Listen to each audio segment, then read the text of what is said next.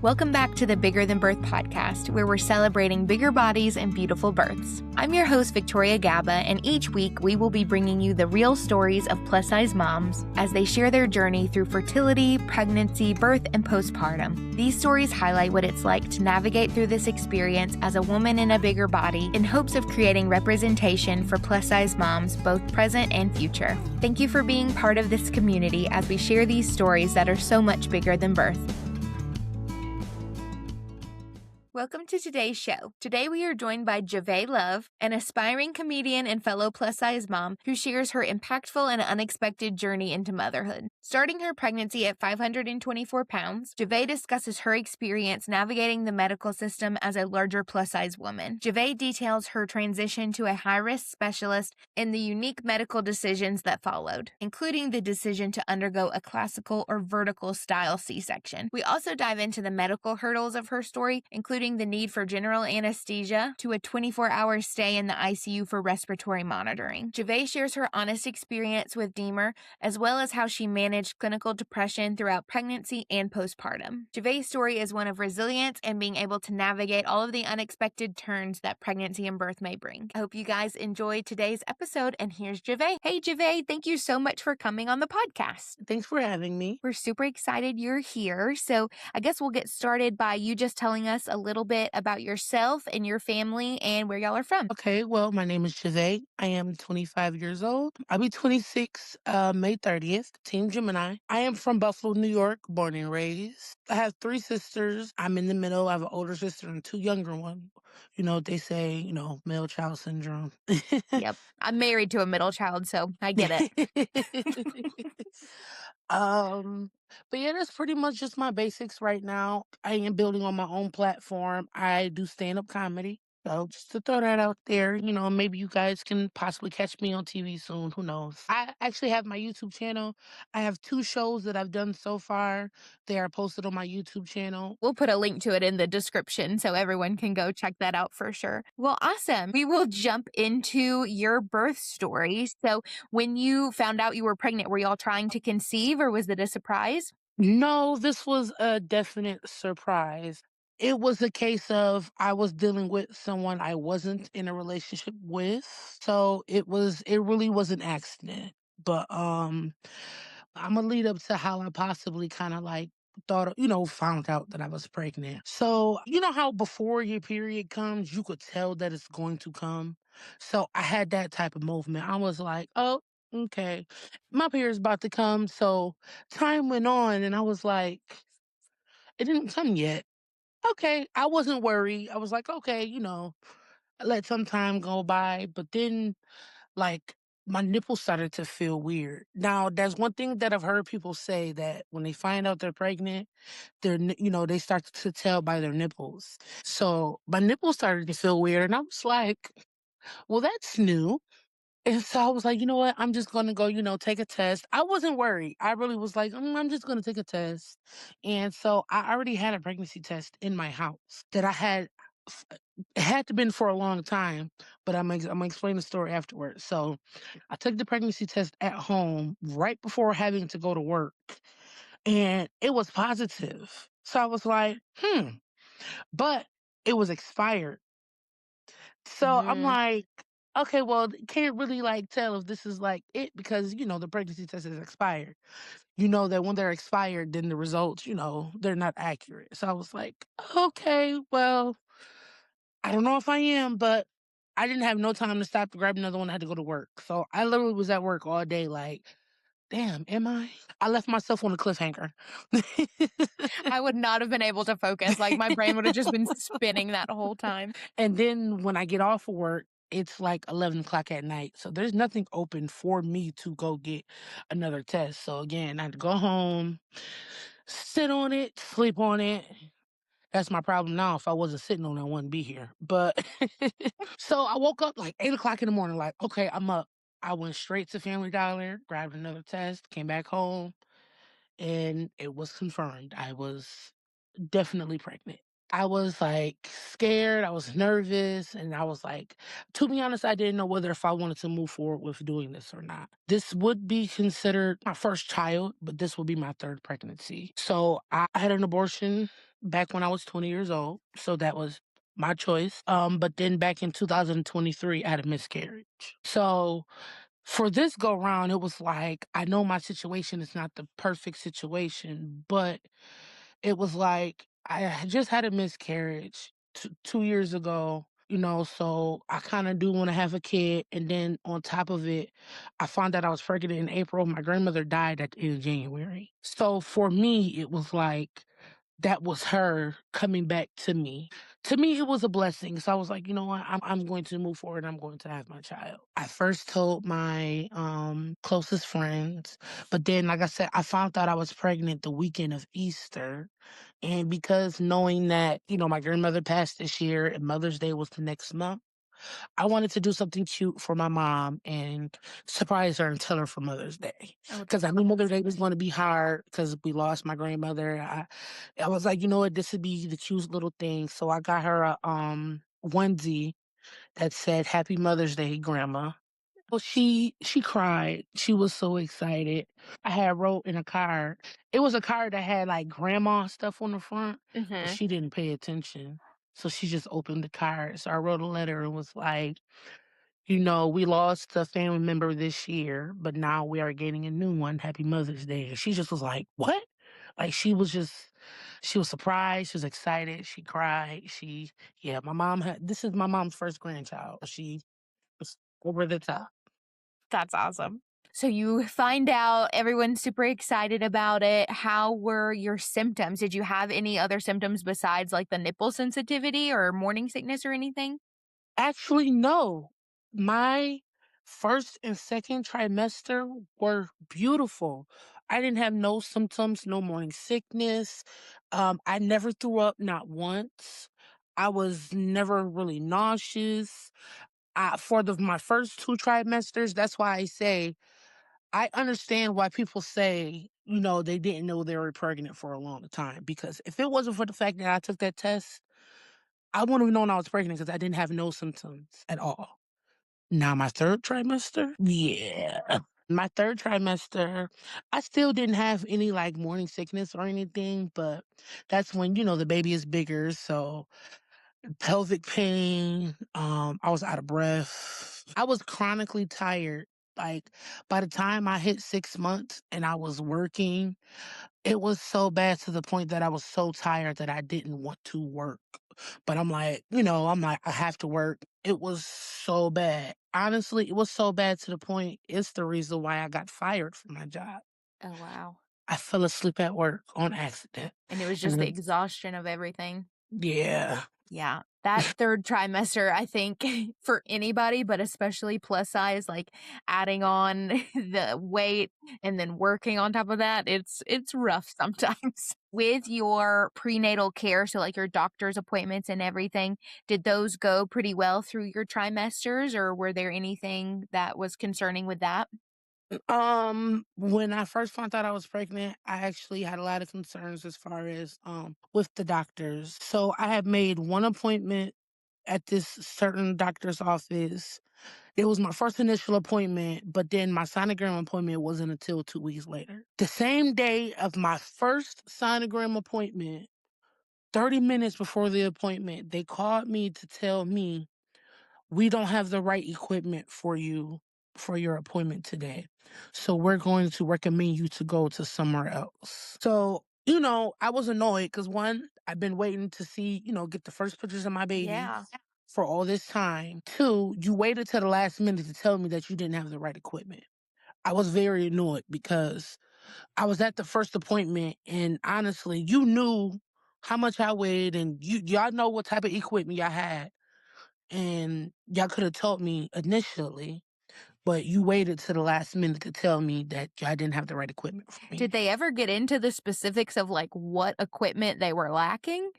So they said that their sonogram machines basically were pretty old and not up to date. And due to my weight, they needed something that was basically had better quality to be able to see the baby in the stomach. And do you mind sharing what your starting weight was when you found out you were pregnant?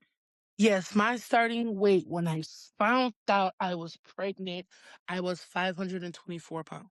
Got it. So I called another OBGYN place, got an appointment in with them.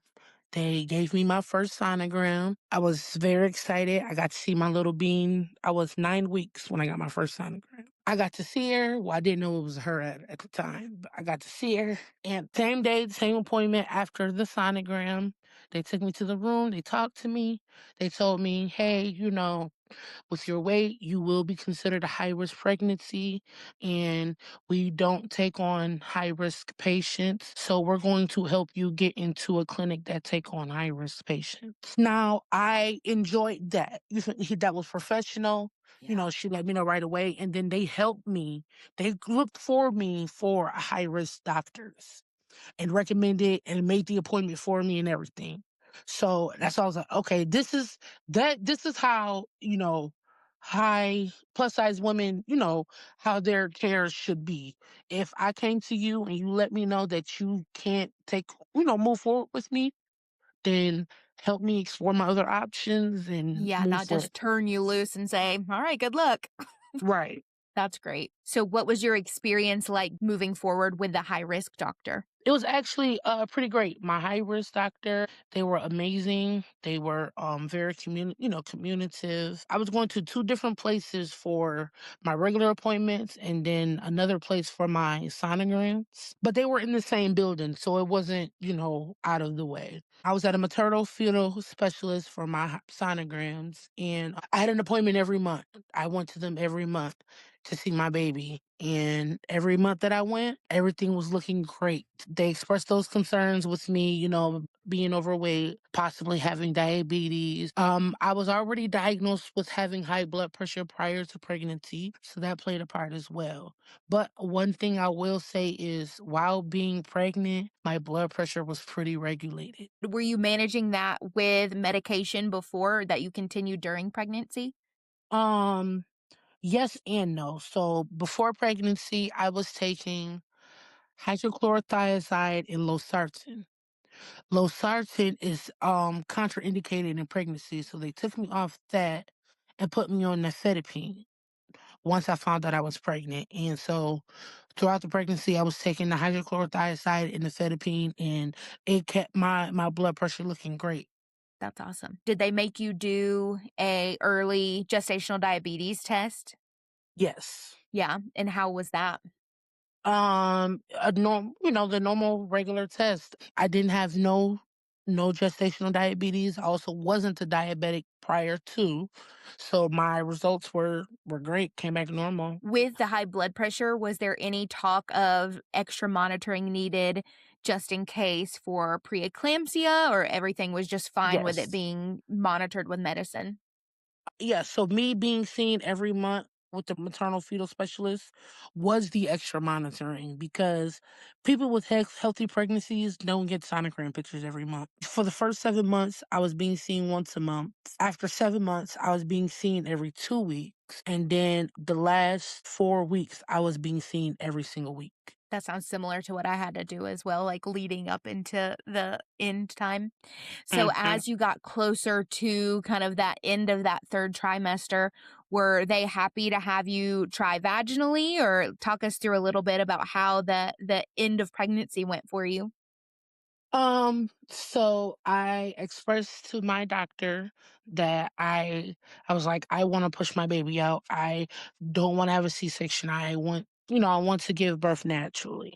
But I will say the only reason why I pushed so hard to have birth vaginally was because I didn't want basically the transverse C-section scar. I have a big stomach, I have an apron belly, and my biggest concern was trying to take care of that C-section incision with knowing that my stomach hangs over and then I'll be taking care of a newborn. I'm a be in pain. It was like I didn't think that I was going to effectively take care of that incision scar with it being down low. So that's why I was so adamant on giving birth vaginally. But I expressed that concern to my doctor, and she was like, well, I can understand your concern with that.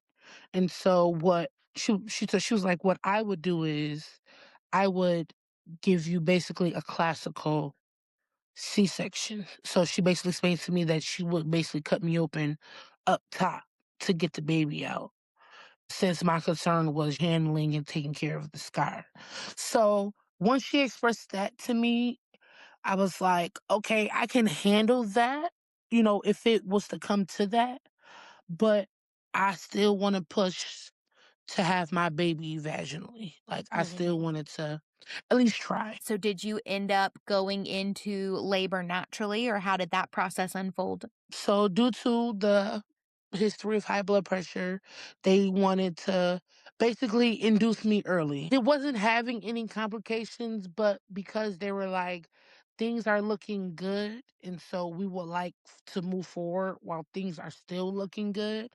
Let's just go ahead and schedule your induction time at 38 weeks. And so I was okay with that. I was actually more than okay with that because after a while, I was like, get this baby out of me. I can't Just do it. over it. I Yep. was over it. I'm like, I'm tired. I'm out of breath. Please just get her out. So, you get the induction scheduled. Talk us through a little bit of how that day went, checking in, and what that process was like.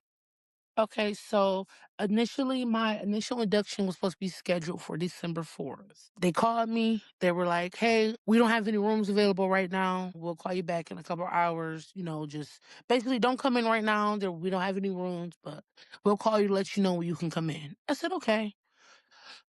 Few hours go by, no call. So I called to them like, hey, any rooms available? Can I come in? It just so happens that that same day, the hospital's whole computer system shut down. Of course. So, they were like, we're having these technical issues and let's try again for tomorrow. So next day, December 5th, I called them in the morning. I said, hey, are we still all set for me to come in? They said yes. I come in, me and my mom took me to the hospital. We check in. I had to wait maybe 30 minutes after checking in for them to take me back to my room.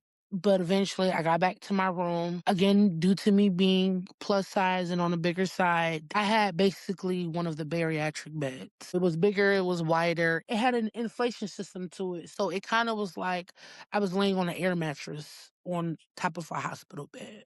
That's nice. Did you have to specifically request that? They already had it. And it also had a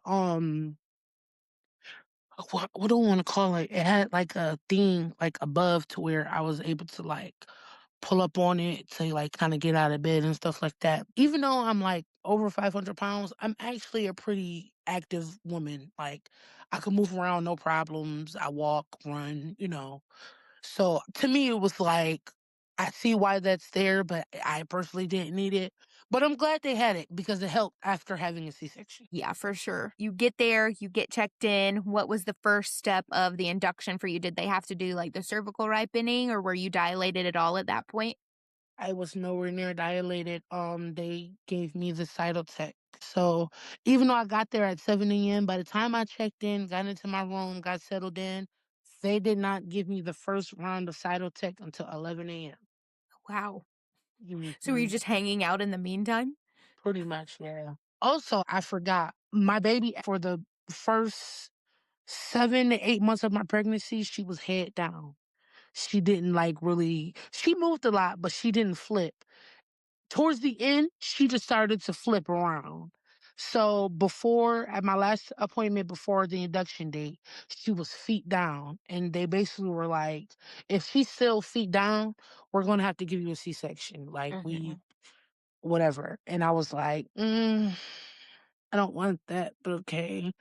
Fortunately, when we got there, that's also what took so long. They gave me a sonogram and baby was head down. That's played a part as to what took so long before they moved forward with inducing me. Got it. They just wanted to double check where she was positioned. Yes. That makes sense. So yes, 11 a.m. I had the first round of side attack, and you know that they give it to you every 4 hours. So I just relaxed for those 4 hours. Now they tried to hook me up to the fetal monitoring initially. Initially, they were having a hard time with the regular one that they put on you. It wasn't picking up. They wasn't getting baby's heart rate, they wasn't getting the contractions, or if they did position it a certain way to where they were able to get it, it didn't stay for long. So they actually were like, it's this new system. It's a wireless system that nobody has never done before, but they decided to try it on me. How did you feel about that? Were you like, okay, whatever works better, or were you nervous about it being a new thing? It was whatever works better because it was wireless, so it was like, okay, let's see. But what they do is they had to open up this sticker pack, and it's like this special tape that scratches your skin. So they scratch like the areas of your skin to place I don't want to say fobs, Like the leads, the monitor? yes, the leads. Thank Yeah. you. Thank you. So they scratch your skin where they put the leads at, and then the leads kind of stick to where you are, where you scratched you at. And so they do that, and then it actually the wireless system hooks up to the original monitoring system with the wires. Mhm. So it's all connected, but again, it's something different. So once they kind of like hook me up, it'll show you if all the leads are hooked up correctly. So once they got, all the greens for all four, it's just like this little battery pack thing that it hooks up to it as well. And that's what connects it to the monitor system. Now, it actually was working very well for me. Like for a while, we were able to monitor the baby. Heart rate was stable. My heart rate was stable. Things were doing really good with the new monitoring system, but it wasn't being perfect because here and there it would basically go in and out. Like it Mm. wasn't being continuous with monitoring. But it was better than the initial monitoring system that they were using on me. And at this point, did they have you pretty much just chilling in the bed, or were you able to get up and move around with either of those? So with the first one, they were trying to just have me chilling in bed. With the wireless one, I I didn't want to just lay around all day. I'm like, I want to get up. I want to move around. I want to sit at the table. I'm gonna go walk the hallway. I want to go do all of that. I even asked for a ball and everything. They actually brought me a ball that I was able to sit on and bounce on. But after a while, after it not, it going in and out and not monitoring, they were like, "We need you to stay in the bed so we can continue, do the continuous monitoring." For me, it was annoying because everybody says when you're in labor or you're going through this, sitting still is the last thing that you need to do. You need to move around, get things moving, get things going. I'm not a bedbound patient. I can move. Let me get out and move and walk around. Yep. So that was the annoying part. But here and there, because baby was stable, they were like, okay, well, we're going to let you lay in the bed for 20 minutes to monitor. Basically, they were doing the interval monitoring that you can do. Like, okay, 20 minutes, she's good. Okay, you can walk around, do what you do. And then basically every hour, we're just going to come back in and check the heart rate. After 4 hours, I was still only 1 centimeter dilated. And so basically, long story short, I went through 5 rounds of side attack. Wow. Yeah. And with the 5 rounds, did that progress you any further, or were they No. concerned with, like, overstimulation of your uterus at that point? I didn't progress any further with those. Now it softened. Like my cervix was softened enough and everything, but I still was only 1 centimeter dilated. So after those 5 rounds, they came to me and they were like, okay, well, your cervix is soft, but we're gonna try to give you the not the ripening, the balloon Foley to dilate you at least to 4 centimeters. I said, okay. I was okay with that. They put in the balloon. Now I asked them prior to, I said, is the balloon painful? They said inserting it may be painful, but then afterwards people kind of be okay and they get accustomed to it. So I said, okay. They was like, if you're in pain, we can always give you some pain medication to help if you're in pain with the balloon. I said, okay. They put the balloon in and it didn't actually hurt with them putting it in. It wasn't painful at all. But after about 10 minutes of the balloon being in me, that's when the pain started to kick in. I started contracting like right away. And I was in a lot of pain with the balloon. I was like, oh my gosh. And I get some pain medication. They gave me some pain medication. They said they gave me a dose of fentanyl, but it didn't do anything. Like it didn't even lighten the pain. I still was in very over the top intense pain with the balloon. So did the balloon help dilate you any further, or did you end up getting to a 4 with it falling out? So no, I did the balloon, and then so this is the part where the story kind of moves fast. I did the balloon, and so then I'm like, okay, well, I need to get up and I need to walk around and I need to move. I got up to walk around. The pain actually eased up with me doing some movement. So I was like, okay. I eventually had to go to the bathroom. Like I was like, oh, I gotta poop. And I know what people say, like, oh, well, when you're in labor and you feel like you gotta poop, that's not really you feeling like you have to poop. That's just a part of the process. But I will say this, I absolutely did have to poop. I went to the bathroom and I dropped about a good 3 turds. Yep. And still no baby. Still no baby. Yeah. And so as I'm in the bathroom, my nurse comes in, she knocks on my door. She's like, "Are you okay?"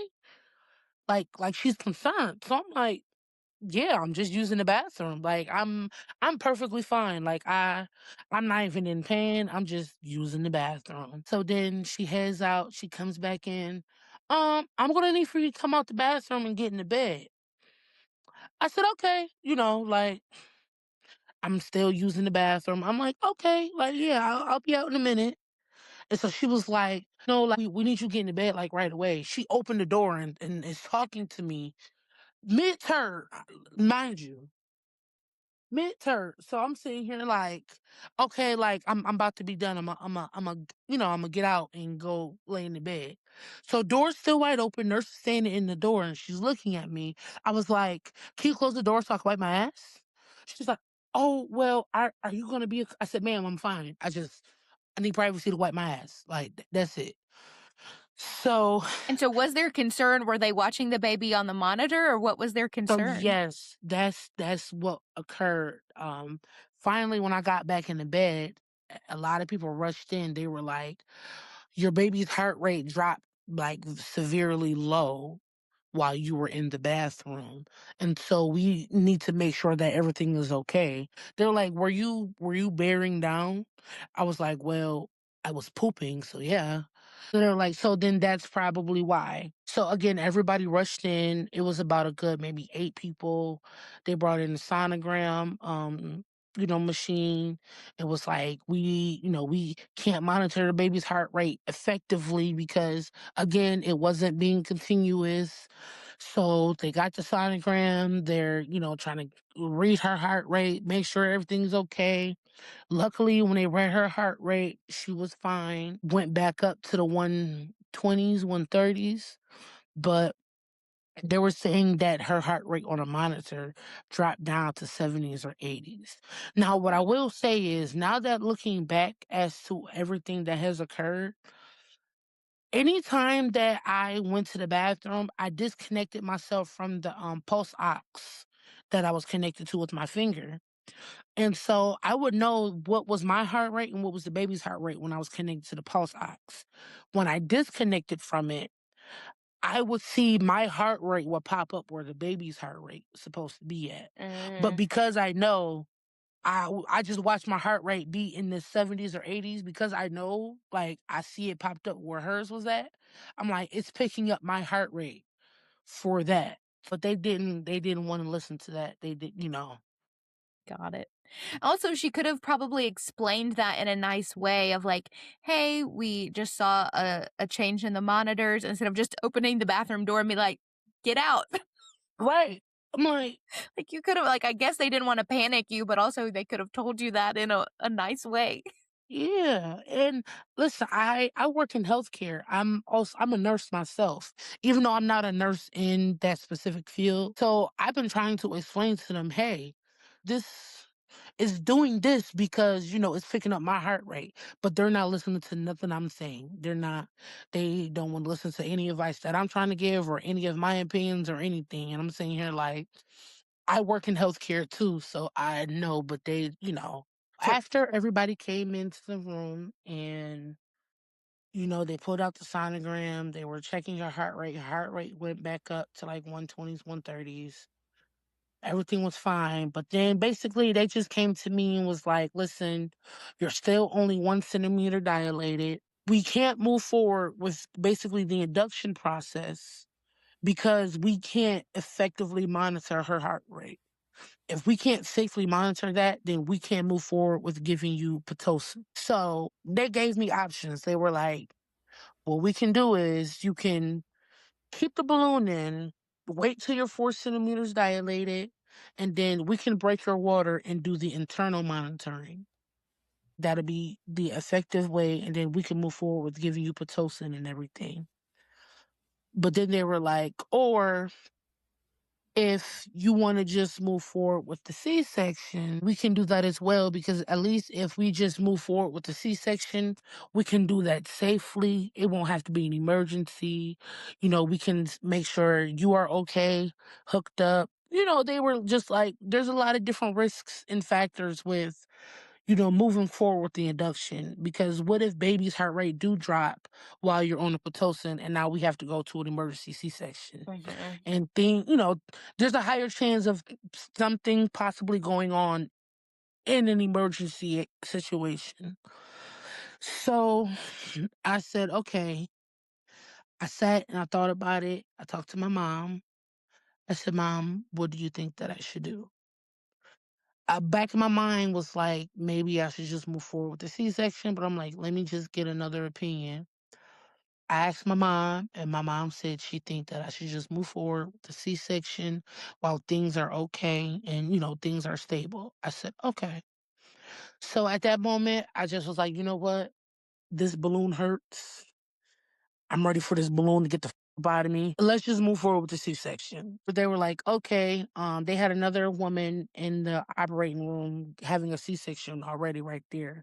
So they were like, once we're finished with her, then we're gonna come back to get you. It's gonna take about maybe 2-3 hours. were you able to have your OB that you had talked to with your concerns about transverse versus classical C-sections, or was Yes, this a she different was the one OB? that came to talk to me when everybody came and rushed in the room when the baby's heart rate dropped. Oh, that's good. Yes, she was the one that came to talk to me. So yes, so they were like, "Oh, it's gonna be another 2-3 hours." I said, "Okay." Do I still have to have this balloon in me while I wait? They was like, "No, we could take it out." I said, "Okay, great." Thank God. And so afterwards, they took it out, and I'm thinking again, I'm just going to sit back and to chill for another 2-3 hours. They came back 45 minutes later and was like, "Okay, we're ready for you." I was like, "You told me 2-3 hours. Okay, all right." So they gave me, the mask, the hairnet. Basically, they said they were waiting on a bed to put me in to take me to the operating room. I said, "Well, can I just walk?" Like, Right, because it wasn't like you had an epidural or anything at that point. yeah, yeah. Um, I was like, "Well, can I just walk? Like, if it's right there, I'm up and moving. There's no need to try to slide me. No, let me just walk to the operating room." So first they were like, "No," but then the nurse came back and was like, "Okay, just come on."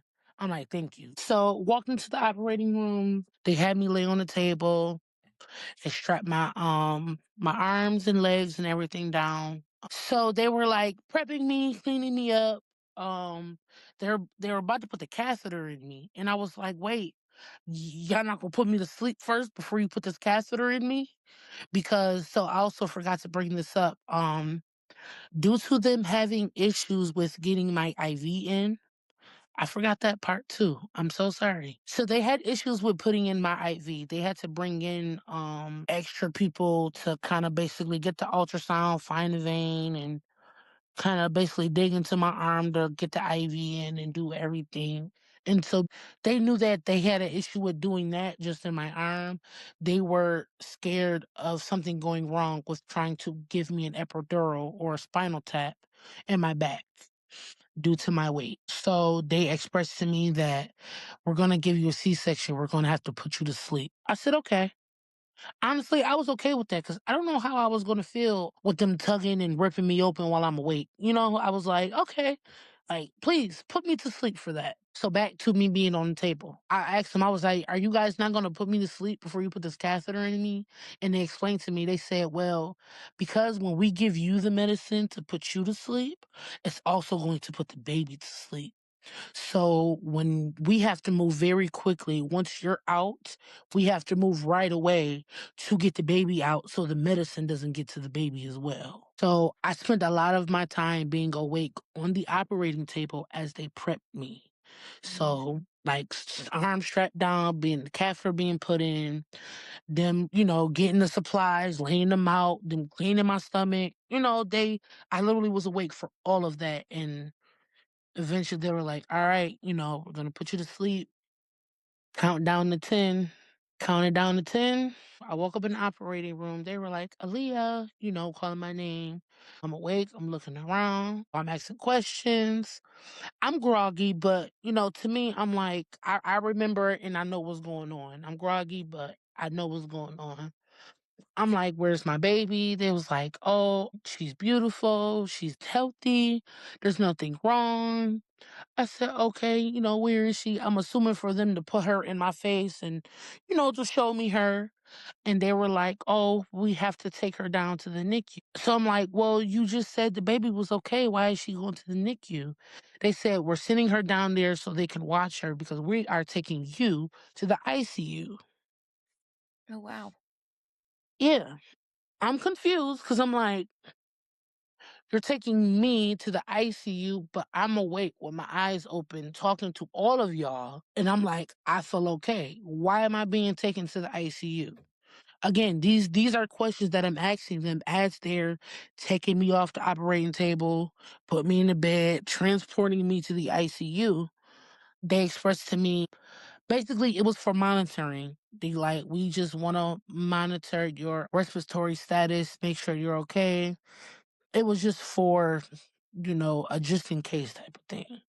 So I get to the ICU, they, put me in a room. I'm awake now. So family, they come to see me. I'm talking to my family. They're like, are you okay? Like, I'm like, yeah, I feel great.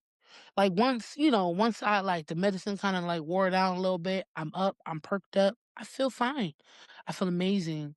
I'm not in pain at this moment or anything. Like I know they just ripped me up, but I wasn't in pain. So unfortunately, because I was in the ICU, I was separated from my baby for the first 24 hours. Mm. Luckily, my mom and them, they were able to see her, show me pictures and everything. She was so beautiful. Was your mom able to be in the operating room, or because they had to put you completely under, there wasn't anyone allowed? Because they had to put me completely under, nobody was allowed to be in the operating room. Got it. So, really, their only concern was just monitoring, you said respiratory in the ICU. How long were you in the ICU? Just that 24 hours? Just that 24 hours, yes. My blood pressure ended up being a little elevated while being in the ICU. So because it was elevated, they put me on magnesium to basically slow everything down. Now, I can't say whether or not I had preeclampsia or, or anything because none of my labs or anything showed that I had that. But because they were like, your blood pressure's elevated, we're just going to give you the magnesium just in case, just to bring it back down and make sure everything is stabilized. How was the magnesium drip? I've heard mixed stories from some people saying it's not that fun. Again, I had no issues. It, That's great. I didn't feel it felt like just a regular IV. I don't know. It's I like to make the joke to be like, I'm starting to think I'm a crackhead because a lot of things that bother other people don't affect me. Hey, but that we'll take it. We don't want it to affect us if it doesn't have to. Right. So after the ICU stay, did they just take you back to the normal recovery, like mother baby unit?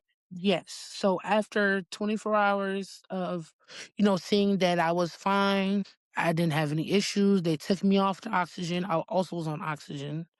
again, just as a precaution. Yeah, seeing that I was fine and I didn't have any issues, they took me back to the regular mother baby recovery.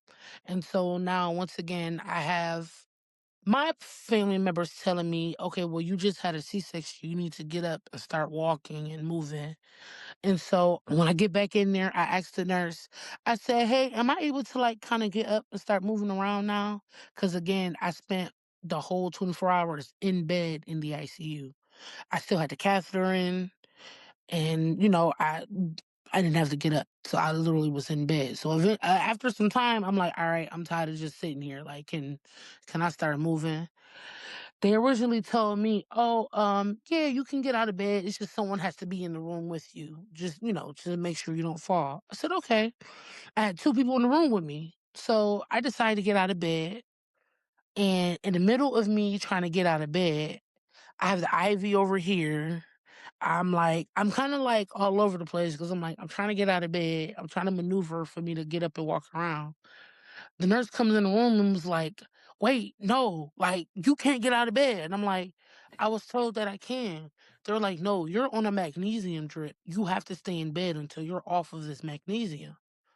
I said, "Well, they didn't say that." So again, I laid in bed. I was back in the regular mother baby recovery unit at 2 p.m., but I wasn't able to get off the magnesium until 7 p.m. And so it took them almost an hour and a half to bring me my baby once I got back to the mother unit. And it was like, you feel me? I'm fine. Like, bring me my baby. Like, Yeah. you guys are waiting. They're like, oh, she's in the NICU.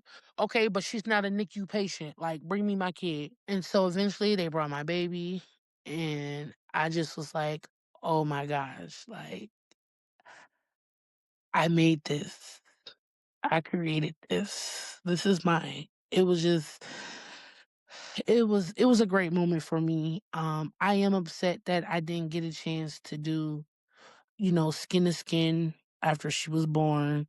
There are a lot of things that I didn't like that occurred. Those first 24 hours of being separated, it's crucial. Like, it's crucial. That played a part into me breastfeeding. I tried to breastfeed, but I really wasn't producing any milk. Not enough to feed her. And I do feel like because we were separated that first 24 hours, I didn't get that initial bonding time to get my hormones to make milk for her. So once they brought her back, was she Yeah. able to stay in the room or how was your Yes. healing after that?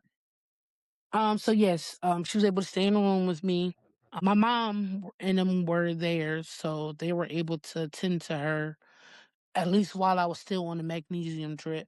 After they took me off at 7, I was able to, get up, go to the bathroom, kind of walk around a little bit. I was in, some pain, so I didn't do too much, but yeah, I was able to walk around and get up. For pain medication, yeah, they gave me 10 milligrams of oxycodone, and it was something else they gave me the same day of surgery of the C-section. I just can't remember, but after that, I was on that and then alternating ibuprofen and Tylenol. And did they end up actually doing the classical C-section so it was going up and down? Yes, I can show my scar actually, if you're okay with that. Sure. Yeah. So they cut me right here. So going all the way up.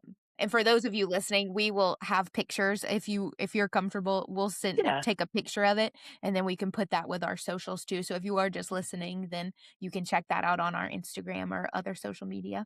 Did you feel like you were able to care for that incision better? Yes. 1,000% yes. I don't regret them giving me this incision at all. Now with posting, my story on TikTok and, seeing people comment and everything, I didn't know that, which I meant to go back and ask my doctor if this is what they did because, I was just told that, oh, we're just gonna, cut you open right here. But I was told through TikTok that they can make your skin incision classical, but then your uterine incision could possibly be transverse. So I haven't contacted them yet, but at my next appointment, I do want to ask them how is the overall incision, how it is, because I honestly, they didn't give me too much information on on this type of incision. Yeah, that's a very interesting question. I had never heard that, but it would be interested just in the sake of if you are ever to get pregnant in the future or anything like that, knowing that risk with the uterus or what that looks like. So that would be very interesting to know. So how long did you end up staying in the mother baby unit before they would let you go home with the baby? I was in the hospital for a total of 5 days. Originally, because my blood pressure was still a little high, they wanted to monitor me a little more. But then the last 2 days, the baby's bilirubin levels were pretty low. And so they had to keep her under the light to bring those, levels back to normal. And so, yeah, the last 2 days was for the baby. I was fine to go home, but because, they wanted her levels to be back to normal and make sure she was okay, then that was that. How was that healing and recovery once you were home? Ugh, I was miserable. Luckily, my mom came and she stayed with me, so she helped me with the baby. But I was only miserable only because, again, I'm such an active, I can move a lot type of person. Because I wasn't able to move the way I'm used to moving, it just was like, oh, like I just want to be back to normal. I stayed taking my pain meds around the clock, on the clock, so I really wasn't in too much pain. I will say, the car ride home is the worst experience after having a C-section ever. Because don't let there be a million potholes on the road. Oh Mm. Or my speed bumps. God. Mine was speed bumps. Yeah. Oh, Terrible. I was in the car just, I'm like, oh, mom, oh. So Uh-uh. once you got home, how long was your mom able to stay to be able to help with the baby as you were healing as well? She stayed with me for 2 weeks straight. Oh, that's great. Yeah. But then even after those 2 weeks, she came over every day. My little sisters came over every day. I had a lot of hands-on help. Definitely that first month. I actually kind of felt somewhat back to normal after 2 weeks. Like I was back moving how I moved. I probably shouldn't have, but I drove my car maybe after 2.5 weeks and, was fine, perfectly fine. I still followed the rule of not lifting anything more than the baby. I didn't want to, overdo it, but I healed pretty quickly. Also, for my scar, they gave me a Pico dressing. So that actually stayed on my scar for the first week. I didn't have to do anything to it, which now I'm upset because if you guys knew you had a Pico dressing that I didn't have to touch for a week, I could have had a regular C-section. Yeah, that's what I had the Pico dressing and I had a transverse C-section and I have an apron belly. But that's interesting that they wouldn't have even brought that up beforehand. Right. It was, yeah. It was a lot of things that occurred that now that it's over, it's like I do feel like I don't want to say didn't give me the proper care. They didn't give me the proper informed care. Yeah, so you could have known all of your options. Yeah. So that's one thing I will say. Yeah. I know you had mentioned a little bit about breastfeeding and that was kind of difficult with her going to the NICU and missing that first 24 hours. Once you got back Mhm. home, did you try to latch her or what was your breastfeeding or pumping plan there? I tried to latch her in the hospital. Wouldn't latch, so we were just giving her the bottle so she could learn to eat. Came home, I was pumping. Eventually, I did start making milk, so I was pumping and giving it to her in a bottle. I have met with a lactation consultant. They came to me to help me to teach her to latch and get her to latch on to me. She wouldn't latch. Like she had the perfect form. She would grab the boob, get her, mouth positioned right on the nipple. But she just didn't like the nipple. And I only feel like she didn't like the nipple because she was already accustomed to sucking from a bottle. Sucking from a bottle has a different flow rate than from getting milk from your nipple. Yep. So did you continue pumping or how was that with your supply? Yeah, so I continued pumping afterwards. My supply I was maybe only making a day, maybe 3 ounces. And I was pumping like every 4 hours as they were telling me, you know, a half ounce. from both boobs, every 4 hours. I also experienced with pumping something that they call DMER. So it's dysphoric milk rejection reflex. So it's when you're either breastfeeding or you're pumping and you get these wave of emotions of either irritability or sadness, or it could be different things. For me, I just felt like I felt very sad. Like, I wasn't angry. It just made me feel sad. It made my skin crawl. I did not like the feeling at all. Like, I was like, oh my, I don't want to do this. But, with me trying to be a mom, I'm like, let me try to just get through it so I can feed my baby. But I did not enjoy that feeling of what I felt while pumping. Yeah. I've heard people talk about that. I didn't know that was the abbreviation for it, but I've heard where it is like you either get rage or you just get like this depressive feeling. So that's very Mhm. interesting. It's real.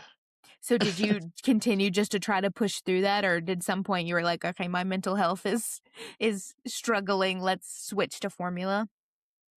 So I continue just to try to push through it, but between me not making enough milk and then it causing me to feel the way I feel, says, you know what? Let's just stick to formula and call it a day. Because I was depressed while being pregnant, like diagnosed clinically. I was put on antidepressants. So I also thought about my mental health as at that point as well. Like, if this is going to make me feel this way, I don't need nothing to either trigger me being back into a depressive state or anything. Yeah, for sure. Had you struggled with depression prior to pregnancy, or that came on with the onset of being pregnant? Um, so if I'm being honest, I was in denial about it prior to pregnancy. I didn't think I was, but there was times where my doctor has brought it up and be like, "Hey, maybe you're depressed." And I'm like, "Nah, that's not it." I was very in denial about it. But after honestly, after my grandmother died, that was when I was in deep into the depressive episode. And so when, like, I had a regular appointment with my primary and we were talking, she was like, I think that you need to be put on antidepressants because for a long time I've been thinking you were, depressed. And I'm like, okay. But then that same day was like, we can do that, but I also need to tell you I'm pregnant. Right. So is that safe for baby, or what does that even look like? Yeah. Mhm. Yeah. So it wasn't pregnancy that caused for me to be depressed. I was depressed prior to, but it just so happens that around the same time my doctor wanted to put me on antidepressants was the same time I found out I was pregnant. Got it. So was that a consideration? Were there certain medications that they said, "Hey, this is safer for pregnancy versus others?" They only tried one medication. I was on sertraline, well, Zoloft, and that is one that is safe during pregnancy. Initially, I didn't think that it was working for me, but that's because they only put me on 25 milligrams when starter doses are usually 50. But when they upped me up to 50 milligrams, I would say maybe after about 2 months of being on that, I seen the difference and I started feeling better. Oh, that's great. Yeah. And they just continued that dose through pregnancy? Did you have to adjust it Hmm. all postpartum? No. That's good. So I still take 50 milligrams as of right now. One thing I will say is I am the happiest I've ever been after having my baby. That's My great. biggest concern was going through postpartum depression. I had the complete opposite. I'm I'm very ecstatic. I'm very happy. I'm loving motherhood. That's Yeah. amazing.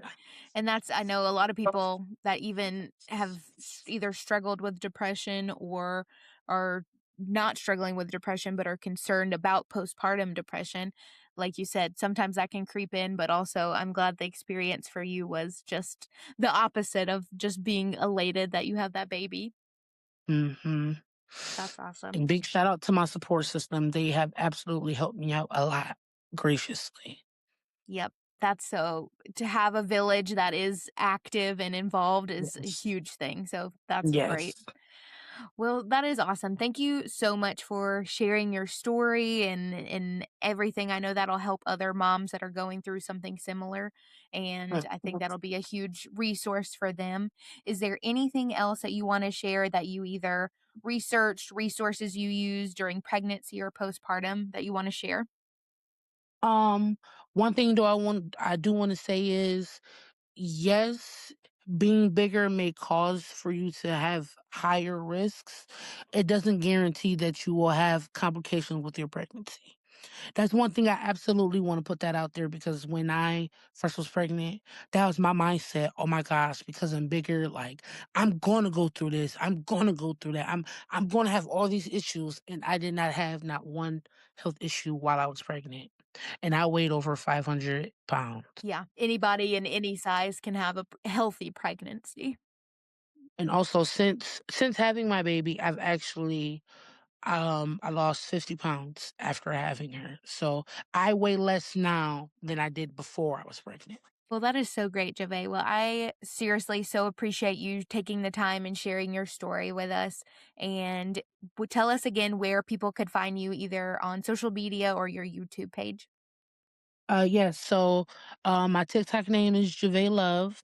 You can follow me on TikTok. Also make a lot of funny videos there. My YouTube name is Javeé, and in parentheses, Big Sexy. They also call me Big Sexy Love. Again, we can put my links down in the bios, so you guys can, keep up with me. You can also contact me yourself as well if you ever just want to talk or you want some advice, or I'm a friendly soul. So. Awesome. I got that vibe for sure. Well, thank you so much. I appreciate it. And we will talk to you next time. Alrighty. Thank you so much for spending part of your day with us. If you enjoyed this episode and want more stories just like this one, please be sure to like and follow us wherever you listen to podcasts. Also, if you have a moment, please consider leaving us a positive review wherever you're listening to the show. These reviews are the best way for the algorithm to push out our show and get us in front of other plus-size moms who may be looking for a community like this one. Your kind words can help make sure that no one has to go through this journey alone. If you are a fellow plus-size mom and would be interested in sharing your story, please reach out to us at biggerthanbirthpodcast@gmail.com. Use the subject line "Share My Story" and I will be sure to get back to you as soon as possible. Want to put a face to a voice? Head over to any of our social media pages linked in the show notes below to see more photos of today's guest. Any resources or topics discussed in today's episodes will also be linked below. Thanks again for being a part of the Bigger Than Birth community, and we will see you next week. Bye!